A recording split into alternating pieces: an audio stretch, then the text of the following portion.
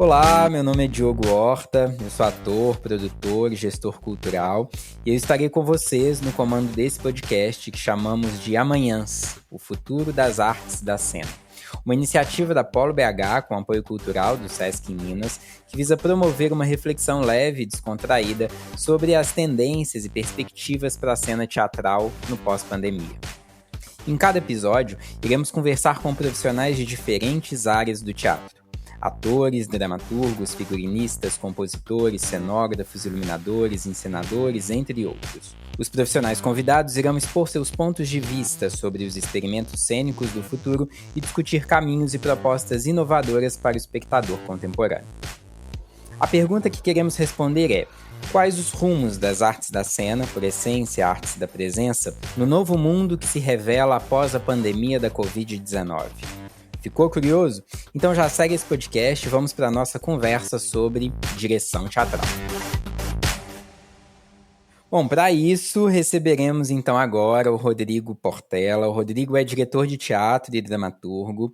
Eu passei a acompanhar o trabalho do Rodrigo depois de assistir Tom na Fazenda, que é um espetáculo incrível, e é um prazer, Rodrigo, te conhecer, te receber aqui. Então seja muito bem-vindo.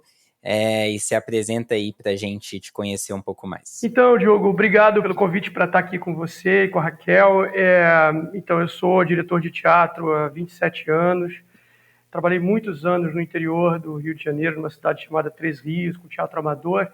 E depois eu me formei na Unirio em direção teatral, fiz um mestrado, estou fazendo agora um doutorado também em direção teatral. E por coincidência, o tema do meu doutorado da minha pesquisa de doutorado é exatamente os efeitos, as heranças que o isolamento social pode deixar para o teatro do século XXI. Ah, maravilha, muito bom. Ótimo a gente saber e ter você aqui para compartilhar tudo isso também. Então, aí que já está, né, numa pesquisa aí bem legal mesmo. E a gente também vai ter aqui conosco a atriz, diretora e professora Raquel Castro. Trocamos figurinhas muito aí nessa vida. Raquel, seja muito bem-vinda. Também queria te pedir para você se apresentar para todos os nossos ouvintes aqui. Oi, Diogo. Oi, Rodrigo. Prazer estar aqui nessa conversa com você e com todos os ouvintes. É uma alegria, parabéns pela iniciativa. Bom, eu sou integrante do coletivo Mulheres Encenadoras de Belo Horizonte, sou professora do Departamento de Artes Cênicas e do Programa de Pós-Graduação em Artes Cênicas da UFOP, Universidade Federal de Ouro Preto, e atuo lá no bacharelado em interpretação teatral, no bacharelado em direção teatral, né, como a Unirio, onde Rodrigo se formou, a UFOP também tem o curso de direção. Atuo lá na licenciatura também e venho pesquisando trajetórias, pensamentos, poéticas e práticas especialmente de mulheres artistas, diretoras de teatro. Minhas pesquisas também no mestrado e do doutorado passaram pela direção, a partir de um diretor, um encenador do início do século passado, que é o Meyerhold, um diretor russo. Então, venho pensando aí as questões da direção, vai ser uma delícia ouvir vocês. Muito bom, obrigado então, mais uma vez pela presença de vocês. Então, assim, para a gente, né, começar essa discussão, assim, eu queria primeiro que vocês situassem, assim, um pouco os ouvintes das perspectivas, né, assim, de cada um de vocês, assim, do que é, né, a direção teatral, assim, né, como vocês definiriam, né, assim, direção, para que a gente, a partir disso, tome rumo, digamos assim, nessa conversa aqui. Então, eu só fiquei pensando quando você formulou a pergunta, né, Diogo, o que define, né, a própria ideia de definir, né, porque definir parece que é difícil precisar, né, porque qualquer definição sobre o fazer teatral ou sobre a direção teatral é difícil, porque é quase como se a gente tivesse que fechar em algum conceito, né, um modelo, e são tantas maneiras tão plurais de se exercer essa função dentro do teatro. O que eu acho muito curioso é que, na verdade, assim, eu passei muito tempo fazendo só isso, né? Eu não sou ator, diferente da Raquel. Eu nunca trabalhei como ator, nem em outra função dentro do teatro. E eu sempre ouvia das pessoas próximas, que não eram de teatro, a pergunta, mas o que você faz mesmo? Né? Porque o ator, você está ali, você está vendo o ator, está vendo a atriz, você está vendo o cenário, o figurino, a luz, escuta a música. Mas o diretor, né? O que ele faz? Qual é a diferença entre dirigir e produzir? Muita gente que não entende de teatro não sabe muito bem qual é o trabalho do diretor de fato, uma vez que as pessoas, assim, a grosso modo, acham que o trabalho decora o texto, né? Pega o texto, decora aquilo ali, ensaia e faz uma apresentação para o público, né? E eu fico sempre pensando que esse lugar do diretor está em construção também, para mim, sabe? Às vezes, no início, eu achava que dirigir era compor, né? E eu conheço alguns amigos que têm falado muito sobre isso, esse teatro de final do século XX, início do século XXI, encenadores como Bob Wilson, Goebbels, entre outros, o Gerald Thomas, do Brasil, no final dos anos 90, deu para a gente uma ideia de que encenar, dirigir uma peça era compor uma obra, né? E eu comecei um pouco nesse caminho, comecei nos anos 90, em 93, mais ou menos, quando eu comecei a fazer teatro. Só que, de um tempo para cá, eu tenho entendido o trabalho do diretor muito menos como um compositor da obra, que faz ali o uso, né, das ferramentas, dos elementos, né, texto, ator e cenário, muito menos nesse lugar e mais como um mediador de processos, sabe? Assim, um mediador de criações. Eu entendo que o teatro é uma arte que é da coletividade, é do âmbito do coletivo, não consigo ver de outra forma. Mesmo nas experiências mais solitárias, né, nos solos, no trabalho da Denise Stopford, por exemplo, do Teatro Essencial, ele sempre é coletivo, porque mesmo que o processo de criação seja mais íntimo e individual, em algum momento o que vai se estabelecer, o que vai fazer acontecer o teatro é o encontro, né? É o encontro com os espectadores e minimamente com uma pequena equipe que prepara esse ambiente para que esse encontro aconteça. Então, eu acredito muito nesse trabalho do diretor como um mediador. Assim, eu penso que eu sou aquele, eu faço sempre essa brincadeira, eu sou aquele que chega ali primeiro, como fazendo uma série de provocações e abre um espaço, né, cria um espaço ali para que os artistas todos, atores e atrizes, e a equipe de criação, né, cenário, figurino, luz, som, para que essas pessoas também possam colocar trazer as suas referências, memórias, desejos, criações, né? E a partir daí eu vou fazendo um trabalho meio de seleção. É quase que como aquele esquema do plantio, né, e da colheita, né? Eu vou lá, dou uma semeada nesse espaço, nesse lugar, e depois eu deixo que o tempo e a própria coisa, né, o próprio encontro e as relações vão fazendo brotar a obra. E depois eu vou lá selecionando isso aqui sim, isso aqui acho que não, isso aqui interessa, isso aqui talvez não. E esse é um pouco do meu trabalho. Resumindo muito, né? Porque eu acho que a função dos diretores são muitas. Mas, no geral, eu acho que seria isso. Olha, eu vou na mesma direção aí do Rodrigo, viu? Eu também penso que uma definição única é impossível, mesmo para definir a função, ainda mais para definir as possibilidades, né, dessa função. Mas eu penso muito numa citação do Meyerhold, esse encenador lá do início do século passado, que dizia que a direção teatral é a especialização mais ampla do mundo, né? Então já aponta um pouco para isso. E ouvindo diretoras, né? Ultimamente eu tenho ouvido e conversado muito com outras diretoras brasileiras, ouvindo Oni Sagé, que é uma diretora baiana maravilhosa, ela vai muito na direção do que o Rodrigo disse, né? Ele disse da mediação.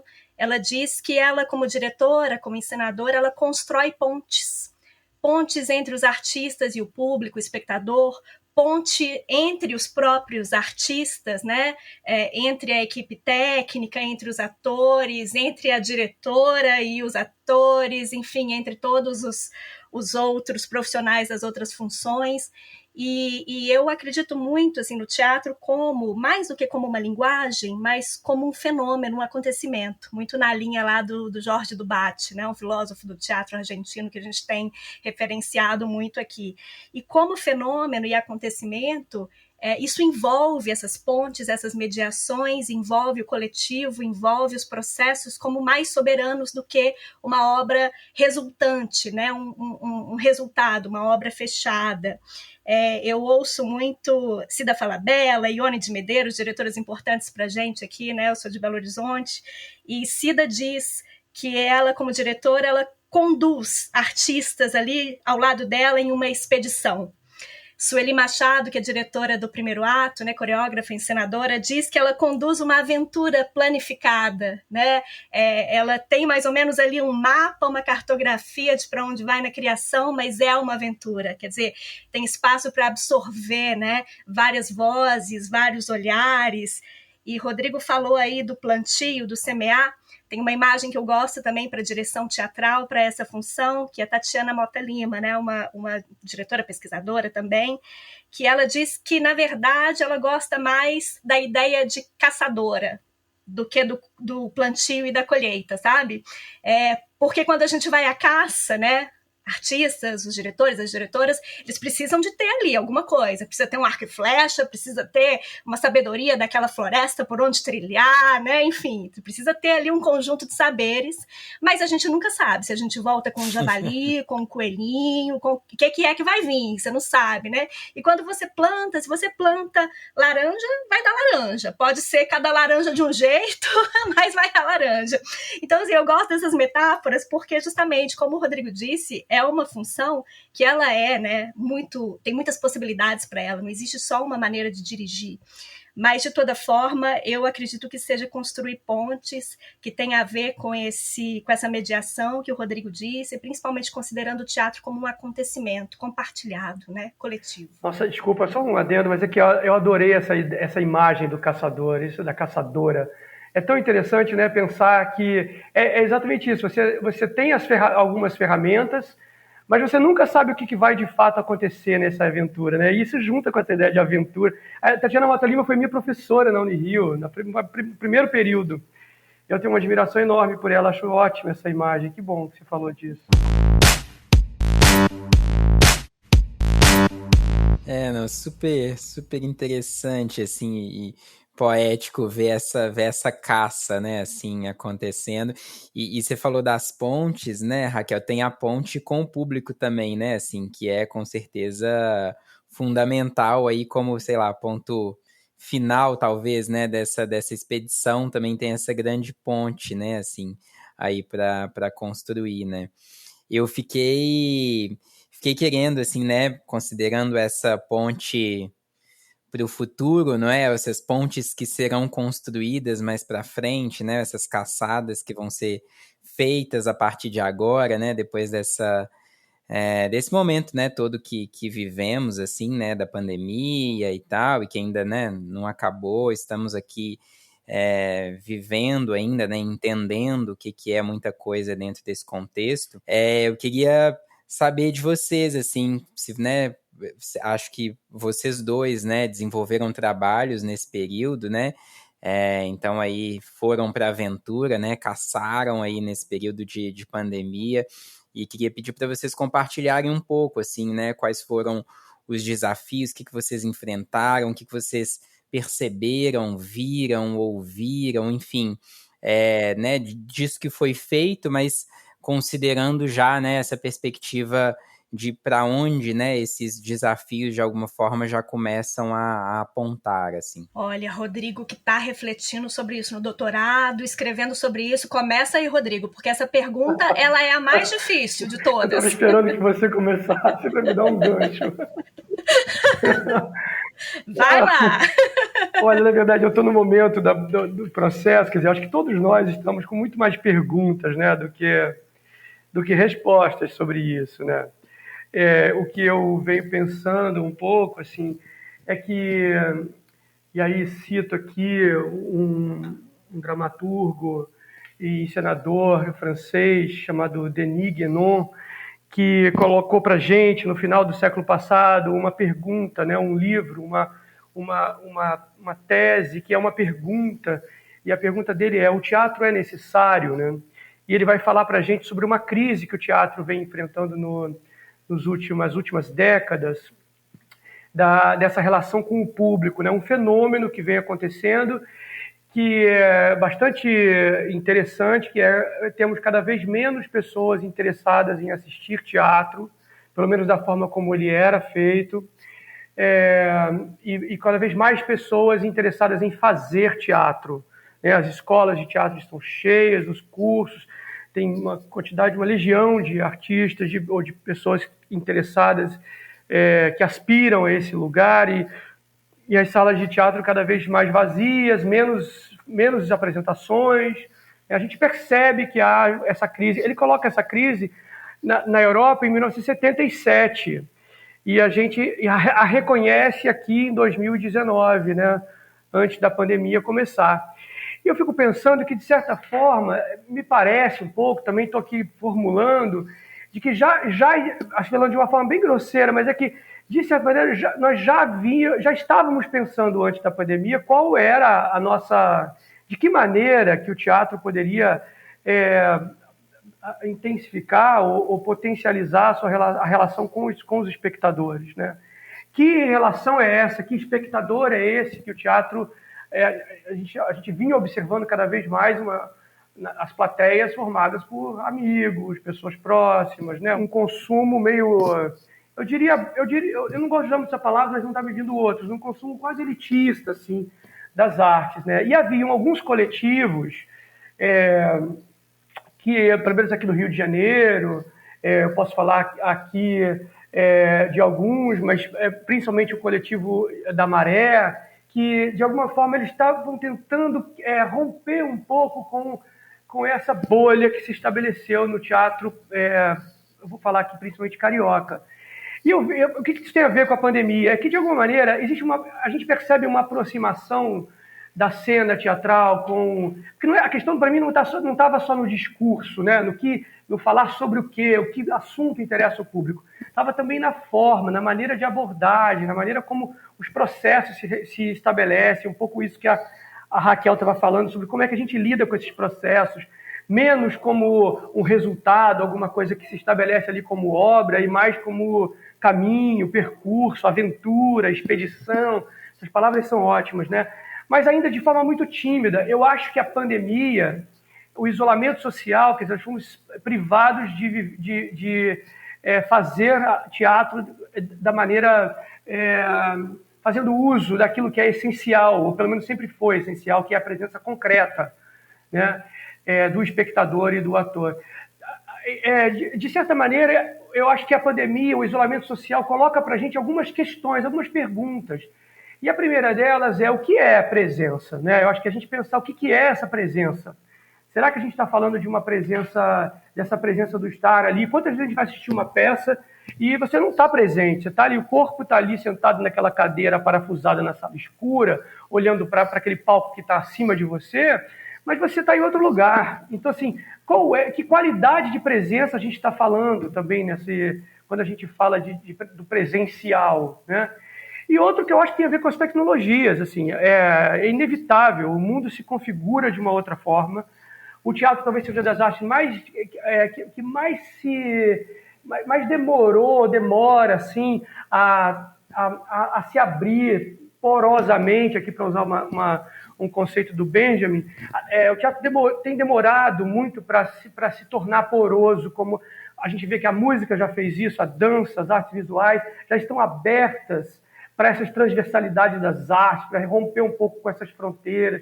O teatro tem se aproximado do performativo, né, de algo mais performático, mas ainda assim muito timidamente. E agora, com a pandemia, eu intuo, não sei, e conversando também com amigas e amigos diretores, diretoras, que talvez a gente não só precise repensar esse modelo, como também eu acho que a gente já de cara já entendeu que a gente...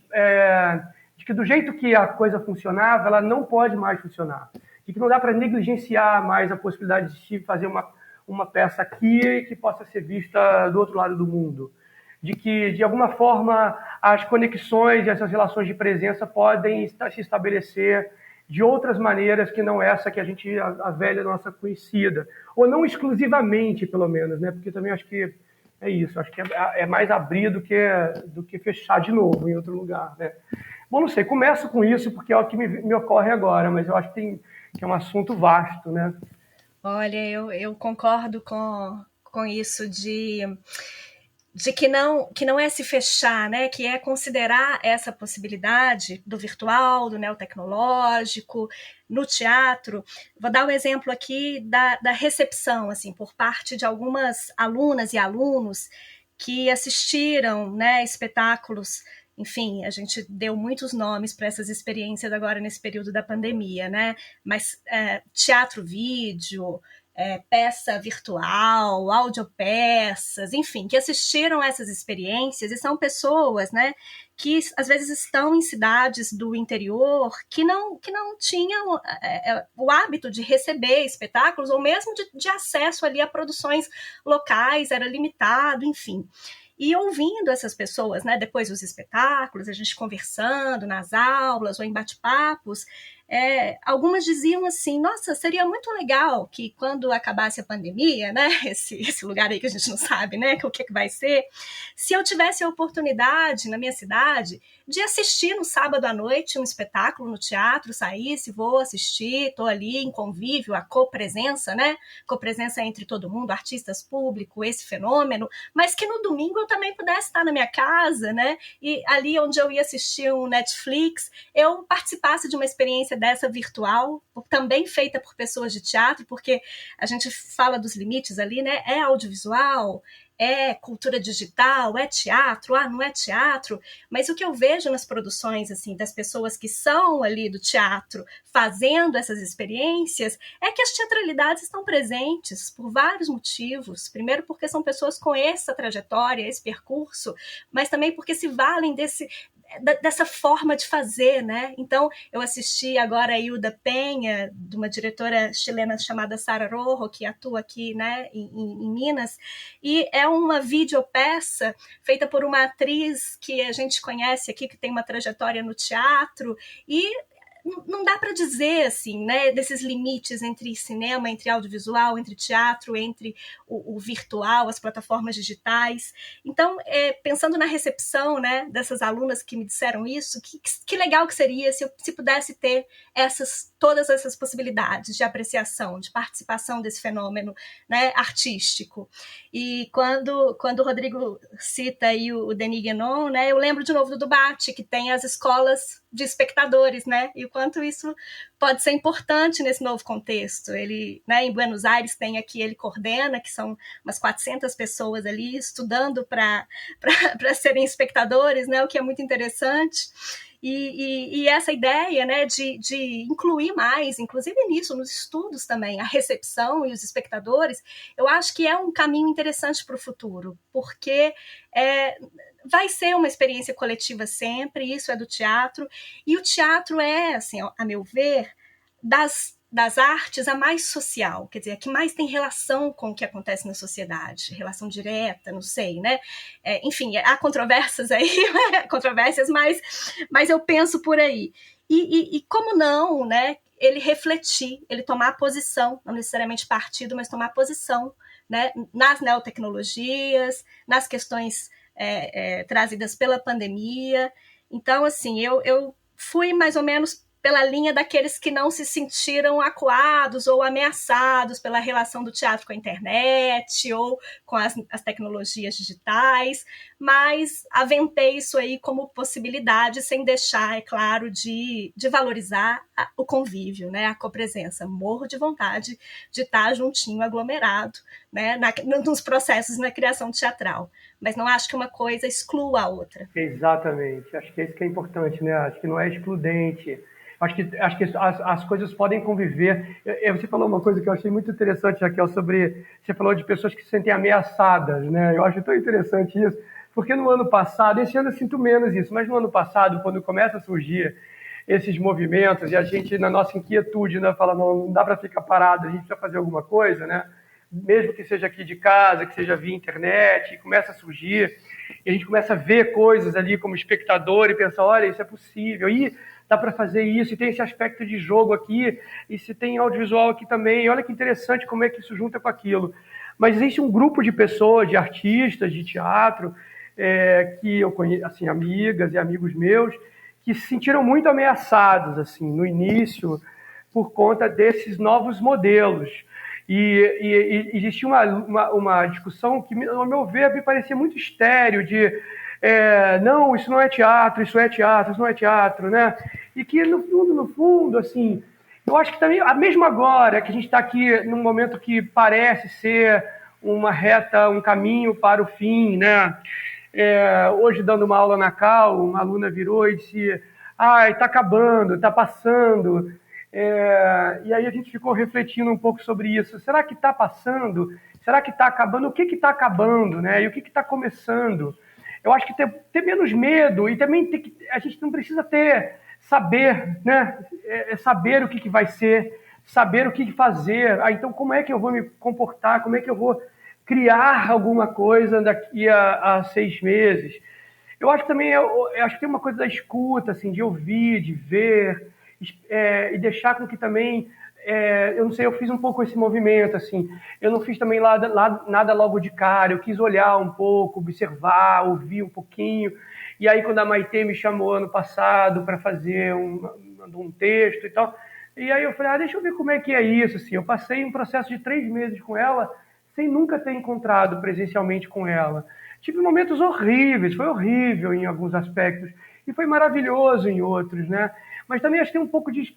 E depois eu falei, não, agora também não vou entrar no modo de querer fazer desesperadamente um monte de coisa. Vou também olhar, mas também admiro quem faça. Então eu acho que é um pouco também esse lugar de relaxar aqui, de observar, entender quais são os meus desejos também, os nossos individualmente, né? Os impulsos, né? E é isso, não se sentir ameaçado também pela novidade, né? Eu fico pensando, assim, né, ouvindo vocês dois, assim, também no sentido inverso, sabe? Né, a gente falou, eu acho, né, um pouco, assim, pelas respostas de vocês, assim, vocês me corrijam se eu estiver errado, de que, né, vocês acreditam, né, de alguma forma que esse movimento, né, que aconteceu, que ele, né, no virtual, de alguma forma, acho que vocês não falaram exatamente isso, mas vocês podem precisar, inclusive, mas me parece, assim, né, que esse movimento que aconteceu no virtual, que ele que ele pode permanecer, né, de alguma forma e tal. E eu fiquei pensando aqui também o contrário de alguma forma, assim, como que a cena presencial, assim, né, como que o retorno do espectador para a sala, né, assim, o retorno presencial, quando ele puder acontecer, assim, o que isso muda para os diretores, sabe, assim, vocês acham que que o olhar, sabe, para a cena, tanto do diretor quanto do espectador, que esse olhar se altera, essa relação, né, vai se alterar, assim, eu vou querer ter, sei lá, desejos de outras coisas e que talvez a gente vá proporcionando um pouco essas mudanças, né, assim, essa porosidade de alguma forma que você traz, Rodrigo. Como é que vocês vislumbram, assim, sabe? Eu fico querendo saber, assim, se vocês tivessem um espetáculo para criar agora, assim, sabe? Começar agora, para onde vocês vão, sabe? Quais as ferramentas vocês vão usar para a caçada e o que vocês acham que vocês apostariam primeiramente, assim, como uma boa caçada nesse processo? Olha, você perguntou se altera, né, esse olhar para a cena e no processo de criação. Eu acho que se altera, porque o mundo mudou, né? E, enfim, o mundo muda o tempo inteiro, mas parece que agora a gente enterra o século XX, né? Eu faço velório pro século XX, já faz um tempão para ver se ele, né, vai embora. Mas o século XXI chegou um pouquinho depois do que ele chegaria oficialmente, cronologicamente, mas dando na cara, né, dos seres humanos. Eu acho que muda, eu acho que não tem como a gente querer retornar a um lugar, e eu não estou dizendo de não poder retornar formas tradicionais, teatrais, do teatro matriz, como diz o Dubate, né, ali, autenticamente teatrais, fundadas, né, aí em algum lugar do passado. Não é disso que eu estou falando, né, o teatro, ele tem centenas, milhares de formas de acontecer. Mas eu acho que o olhar muda sim, né? E a direção, a encenação acompanha essa mudança. Porque é um olhar para o mundo, né? ser diretora, é sim lançar um olhar e tomar uma posição. Eu repito, não necessariamente tomar um partido, mas tomar uma posição, né? De onde que eu falo, para onde que eu falo, que encontro é esse que eu quero ter com os outros. Então, quando o Diogo pergunta, né, quando voltarem os espectadores para as salas, e eu espero para além das salas, né, porque as salas é só uma maneira, quando voltarem os encontros mais amplos, eu acho que o olhar muda, a questão das plataformas digitais, da cultura digital no geral, eu acho que ela é marcante, porque ela já marca os nossos convívios e as nossas outras relações na vida para além da arte, né? A gente já é bastante marcado nisso em outras áreas da vida. Eu lembro de ver uma palestra do Eduardo Kac, que é um artista da performance, e alguém perguntou sobre a cultura digital, e ele falou, que cultura digital, gente? Isso já é. Eu estou querendo saber da cultura espacial. E ele lançou uma obra de arte que aconteceu no espaço. Ele trabalhou um tempo na base, nem sei o nome disso, mas de investigações assim, espaciais da França, e ele enviou nessas pesquisas, ele enviou uma obra de arte, uma performance que se desdobrava. Foi a primeira a acontecer fora do planeta Terra. Então, ele falava disso. A gente tem que pensar agora na espacial digital. Nós já estamos nela. Mas a gente tem entraves, né? Inclusive a questão do acesso, né? De todos terem o acesso ao digital. Isso é uma questão. Eu, como professora, encaro isso na educação. Enfim, de toda forma, eu acho que esses olhares eles vão ser híbridos, Diogo. Eu acho que não tem muito jeito. A gente vai pensar novos encontros. Acho que o Tecnovívio e a mediação das plataformas e, né, das tecnologias, as neotecnologias, elas vão ser sempre uma questão presente, ainda que a gente queira escapar delas, a gente fazer isso com consciência, né? E é isso, acho que é por aí, não tem resposta não. Então, eu pegando aqui o gancho da Raquel, eu fico pensando, assim, essa pergunta, né, do agora, né, que você faz, né, e agora? A gente realmente não sabe, né? Uma coisa que eu intuo, assim, um pouco, é que eu fico pensando, assim, que o papel, a figura do diretor, né, da diretora de teatro, ela é um papel muito recente, né? Essa função é uma função jovem no teatro, né? O diretor, a direção surge no teatro há um século e pouco atrás. Me corrige, Raquel, se eu estiver enganado, eu não sei precisamente, no final do século XIX, né?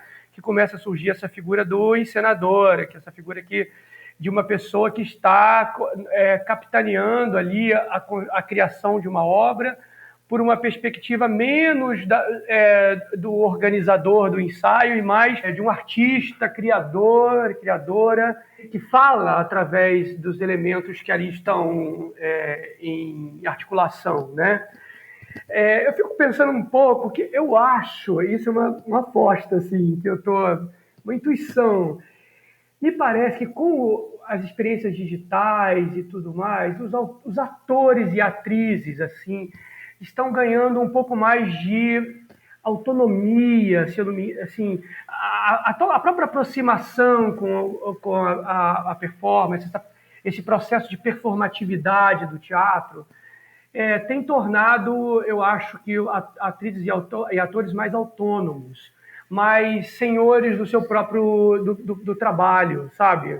Menos ali como uma figura que está a serviço de uma grande obra da criação, né, de uma encenadora ou de um encenador. Essa coisa do teatro de diretor, meio que eu acho que está meio falindo. Apesar de que hoje eu falo sobre isso, mas a gente vai ver que lá fora, em termos de Europa, assim, principalmente, a gente ainda vê o teatro de encenador muito forte, né? Pelo menos antes da pandemia. Mas eu acho que a pandemia vai tirar um pouco desse poder, que eu acho um pouco excessivo da figura do diretor, da diretora. Eu acho que esse lugar do diretor mais como um mediador, como uma figura que está... Como é que você falou mesmo? Que você falou de uma diretora de BH, Raquel. Eu achei tão interessante. Na hora eu não consegui anotar, porque eu achei tão interessante. Foi a que falou sobre a aventura planificada, que pensa a direção mais como um espaço, uma cartografia, né? A Sueli Machado, do primeiro ato, coreógrafa, encenadora. Sim, Sueli Machado. Então eu acho que é um pouco nesse lugar, assim, que acho que os intérpretes e performadores, atrizes e atores, vão ganhar um pouco mais de autonomia nesse teatro do século XXI. Acho que, de novo, esse diretor, essa diretora vai se recolher um pouco, diminuir talvez, nem sei se diminuir a palavra, mas é quase como se, de fato, eu estivesse recolhendo um pouco desse espaço de poder para que outras esferas comecem a tomar um pouco mais esse lugar do discurso e da forma, talvez. Não sei, é uma aposta, assim, que eu tenho feito.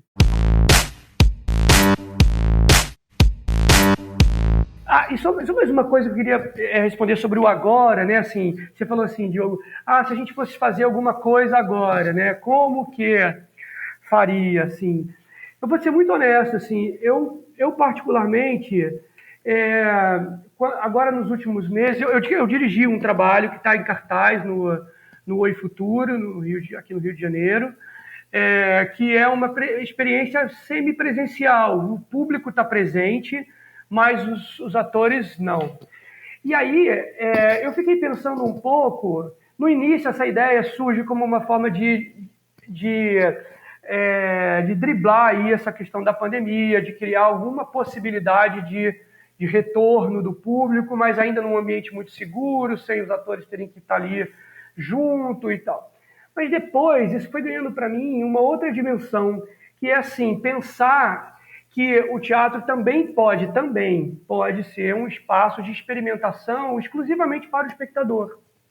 Então eu criei ali, junto com um grupo de artistas maravilhosos e maravilhosas, no Oi Futuro, uma instalação que é um labirinto, de fato, concreto, com paredes translúcidas, e que o espectador... E a gente gravou a peça um pouco nessa linha do cinema, e espalhou ela em 24 estilhaços por esse labirinto. E o espectador tem que percorrer esse espaço em busca dos estilhaços de cena e construir a sua própria narrativa. Não é uma experiência totalmente nova, inédita, original, né? O hiperdrama está aí, já é uma coisa que está sendo falada há pelo menos 2 décadas. Mas uma coisa que é interessante é que o espectador, a espectadora, eles têm que caminhar pelo espaço. O personagem central está perdendo a mobilidade e, em contrapartida, o espectador e a espectadora caminham por esse espaço. Eles estão em busca de um sentido para essa história, para essa narrativa. Então, de alguma forma, o teatro acontece para elas. No início eu achava que estava fazendo cinema. Eu falei, gente, isso é cinema, tá mais... não é teatro, não é teatro. E todas as pessoas que têm ido, inclusive as críticas que têm saído, têm chamado de espetáculo. É muito interessante isso, né? Tem chamado de a peça tal. Então, quer dizer, o teatro, de alguma maneira, assim como a Raquel falou lá no início, o teatro está ali, de alguma maneira, ele está presente. A sua essencialidade ou a sua especificidade pode não ter a presença do ator, pode não ter exatamente aquela configuração convencional e tradicional que a gente está acostumado, mas ele está ali, de algum jeito, né? Então já estamos fazendo. Como a Raquel falou, a gente tem um espaço sideral, né, assim, para descobrir ainda, né, assim.